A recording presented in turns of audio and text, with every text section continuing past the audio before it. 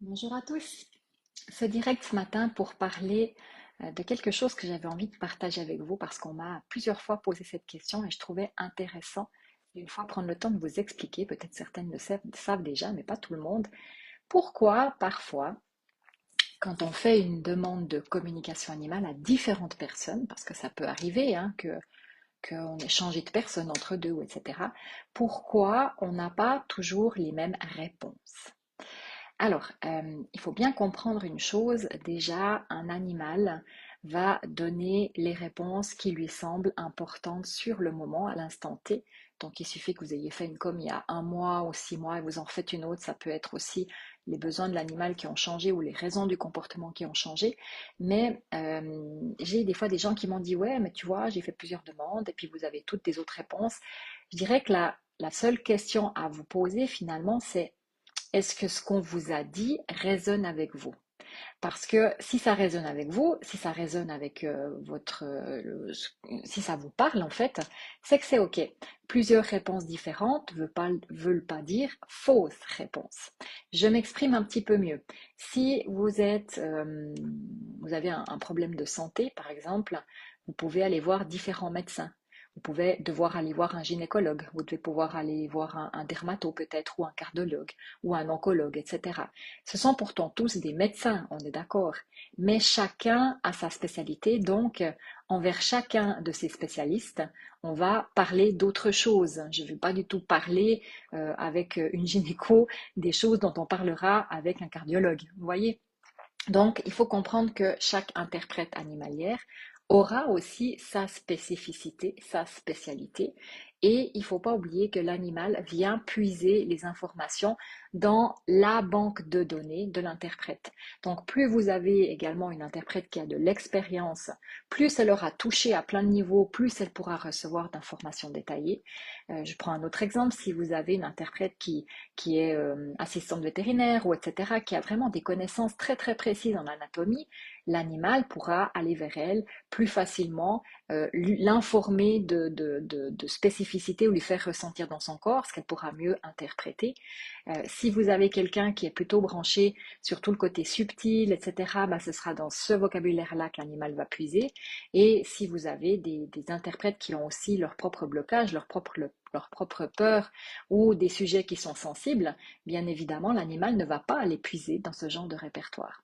Donc, ce qui est important de comprendre, c'est que quand on demande des communications à différentes interprètes animalières, l'animal ne va pas forcément donner les mêmes réponses à tout le monde. Ce sera des réponses correctes, pour autant que l'interprète soit en état de faire le travail, bien évidemment, mais qui peuvent avoir des orientations complètement différentes parce que l'animal va utiliser la spécificité de la personne qui est prête à transmettre les messages. Donc ça, c'est vraiment important de comprendre.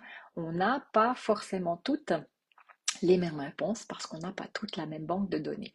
C'est toujours ça qui est le plus difficile en tant qu'interprète, c'est que nous, notre travail, c'est de traduire ce que l'animal nous fait ressentir par nos différents canaux. Il y en a qui ont plus le canal visuel qui est ouvert, d'autres le canal auditif.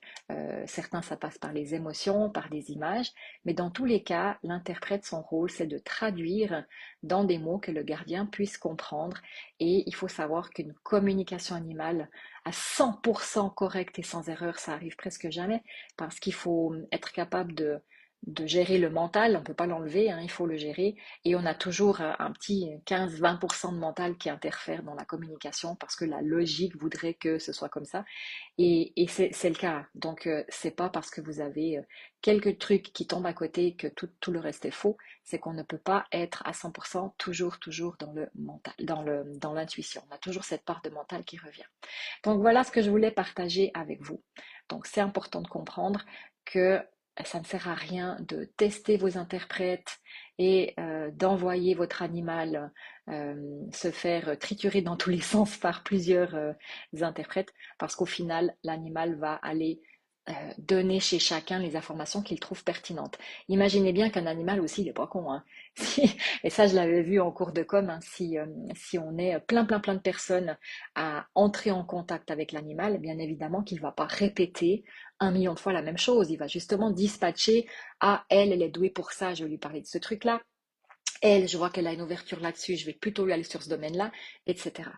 Faites aussi attention, s'il vous plaît, quand vous, comment vous expliquer ça? Quand vous rentrez en contact avec des animaux perdus, alors je sais que c'est la mode aujourd'hui et c'est très bien hein, de partager sur les réseaux qu'un animal est égaré, etc. Mais ne faites pas de com à ces animaux pour vous entraîner sans que le gardien de l'animal en question vous ait demandé. Imaginez un peu la situation. Un animal qui est égaré peut déjà être en panique, peut être dans la peur, peut être stressé, etc. Et si vous avez 30 à 40 interprètes animalières qui se connectent à cet animal dans le but de voir où il est, pouah, vous imaginez le brouhaha que ça fait autour de lui. Donc voilà, soyez aussi respectueuses avec ça. Pour celles qui font déjà de la com, n'allez pas faire des coms, je le répéterai jamais assez, avec des animaux dont on vous a rien demandé. Même si c'est un animal qui est perdu, si vous n'avez pas la demande spécifique du gardien, ne vous entraînez pas dans ce genre de cas, parce que le gardien aura peut-être déjà fait confiance à une autre interprète, il sera déjà en train de travailler, et le fait que plein d'autres se connectent sans l'autorisation, ça brouille en fait tout et ça rend la chose beaucoup plus compliquée. Donc ça, c'est aussi un petit après la vidéo de l'autre jour qui expliquait pourquoi je ne fais plus de com animal pour les animaux perdus. Je referai une vidéo peut-être demain ou après-demain où là, je vous expliquerai pourquoi parfois une com suffit et pourquoi parfois on rajoute, ou je vous propose de rajouter le soin naïf. Je vous expliquerai aussi ce que c'est ce soin naïf. Je vous montrerai, je vous expliquerai plutôt dans quel cas un soin est plus adapté. Un appel en même temps.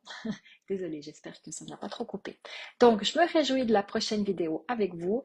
Je vais en faire quelques-unes ces prochains jours. J'étais pas mal absente des réseaux ces derniers temps parce que j'avais privilégié un autre groupe, mais je vais revenir sur la page et on va également parler en détail du soin naïf, comment m'est venue l'idée, qu'est-ce que c'est exactement, sur quoi ça travaille. Donc, il y aura différentes choses ces prochains jours.